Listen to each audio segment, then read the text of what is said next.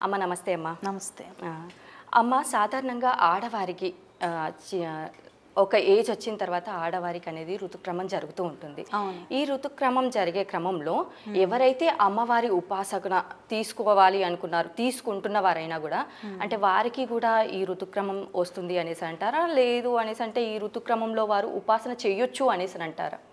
సర్వసాధారణంగా ఉపాసన పద్ధతులు కొన్ని వందల రకాలున్నాయి. అమ్మవారిని చేరుకోవడానికి అనేక వందల పద్ధతులున్నాయి. నవవిధ భక్తులు అంటారు. అంటే ఏంటి? శ్రవణం, వినడం ద్వారా. ఇంకొకటి ప్రేమ భక్తి.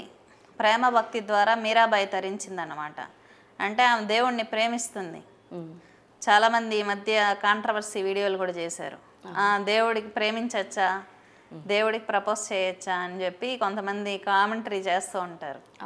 ప్రేమ అంటే శరీరానికి సంబంధించింది కాదు కదా. అరిషడ్ వర్గాలు దాటి వచ్చేది ప్రేమ. అదొక డివైన్ ఎమోషన్.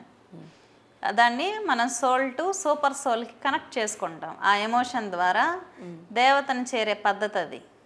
మీరాబాయి ప్రేమించింది కృష్ణుణ్ణి. ఆమె కామించడానికి ప్రేమించడానికి చాలా తేడా ఉంటుంది కదా. ప్రేమ అనేది సోల్కి సంబంధించింది. సోల్ కనెక్టివిటీ, సోల్ కనెక్షన్ అంటారు. Soul to super soul.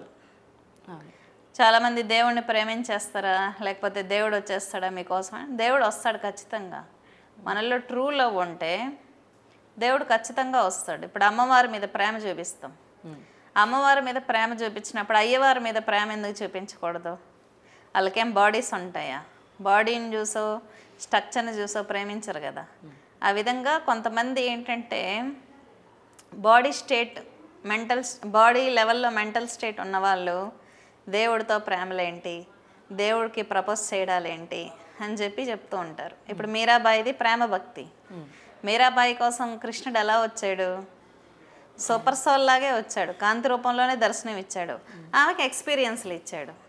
ఆమెకి కనిపించిన కృష్ణుడు ఏం అందరికీ కనిపించలా? అందరికి కనిపించాడా? లేదు కదా.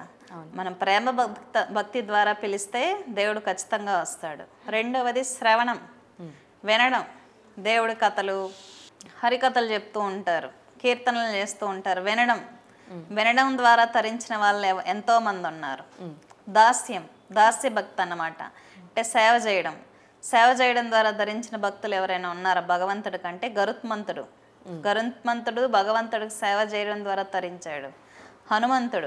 హనుమంతుడు దేవుడికి సేవ చేయడం ద్వారా తరించాడు. ఇంకొకటి ఏంటంటే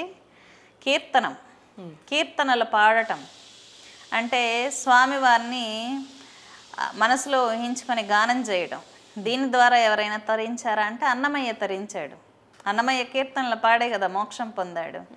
ఇంకొకటి ఏంటంటే ఈ విధంగా బలిదానం, ఆత్మనివేదనం.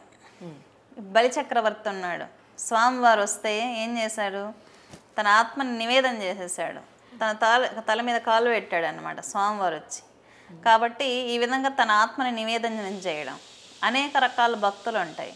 ఆ విధంగా ఏంటంటే మనిషి ఈ సమయంలో మీరు ఇప్పుడు అడిగారు కదా క్వశ్చన్, పీరియడ్స్ సమయంలో చేయొచ్చా అంటే అమ్మాయి మెంటల్ స్టేట్ ఎవరైతే అమ్మాయి ఉంటుందో అమ్మాయి పీరియడ్స్ అయినా సరే ఎమోషనల్ కనెక్టివిటీ ఉంటుందంటే సోల్ టు సూపర్ సోల్ ఉంటుంది. అంటే శరీర స్థితిలో లేనప్పుడు మన మెంటల్ స్టేట్ శరీరం మీద స్పృహ లేదు అంటే భగవంతుడి ధ్యానంలో ఉన్నా తప్పులేదు.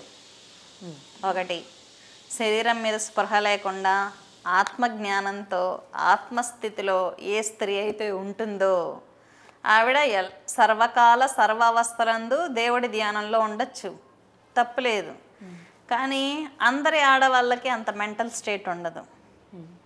ఆత్మ యొక్క స్టేటస్ అందులో ఉండదు. శరీరం యొక్క స్థితిలో ఎమోషన్స్లో ఉన్నప్పుడు ఆ 5 రోజులు ఏంటంటే దక్షిణాచారం పాటించే వాళ్ళు చేయకూడదు.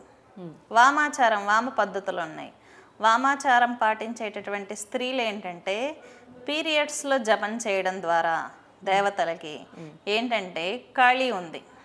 వైదికం ఏది నిషిద్ధించిందో తాంత్రికం అది చేయమంటుంది. వామ అంటే ఏంటి? ఎడమ చేతి వాటం. వామదేవి ఎవరు? కాళి. అంటే ఏంటి? అర్ధనారీశ్వర స్వరూపం తీసుకున్నప్పుడు కుడివైపు శివుడు ఉంటాడు, ఎడమవైపు కాళీ ఉంటుందన్నమాట. అంటే వామదేవతలు వామ మార్గంలో చేస్తే మాత్రమే సిద్ధించే వాళ్ళు దశమహావిద్యలు. ఈ విధంగా పీరియడ్స్లో కాళీ జపం చేయడం ద్వారా శక్తి ఇంకా పెరుగుతుంది. సరే అందరూ చేయొచ్చా వామాచారం పాటించే వాళ్ళంటే గురు పరంపరలో గురువు చెప్తే చేయొచ్చు. వాళ్ళ ఇష్టానుసారం వాళ్ళ గురు పరంపరలో గురు సాంప్రదాయంలో ఉంటే చేయొచ్చు. ఇష్టానుసారం చేస్తే ఏమవుతుందంటే నెగిటివ్ కూడా వచ్చే అవకాశాలు ఉంటాయి. పీరియడ్స్లో అమ్మవారి జపం చేస్తే నెగిటివ్ కూడా వస్తుంది. లేదు వాళ్ళ గురు పరంపర ఉంది, గురువు చెప్పాడు చేయొచ్చు. గురు పరంపర లేకుండా వామ మార్గం కానీ అనుసరిస్తే ఇష్టానుసారం వీడియోలు చూసి ఫాలో అయితే మాత్రం నెగిటివ్ అబ్జర్వ్ అవుతుంది. కాబట్టి ఎక్స్పర్ట్స్ గురువు పక్కన ఉంటే వాళ్ళు చెప్తే పీరియడ్స్లో చేయొచ్చు, లేదంటే చేయకూడదు. అలాగే అమ్మ, అసలు పీరియడ్స్లో ఉన్నప్పుడు ఉపాసన చేయొచ్చా లేదా అనేది కూడా చాలా చక్కగా చెప్పారమ్మా. ధన్యవాదాలు.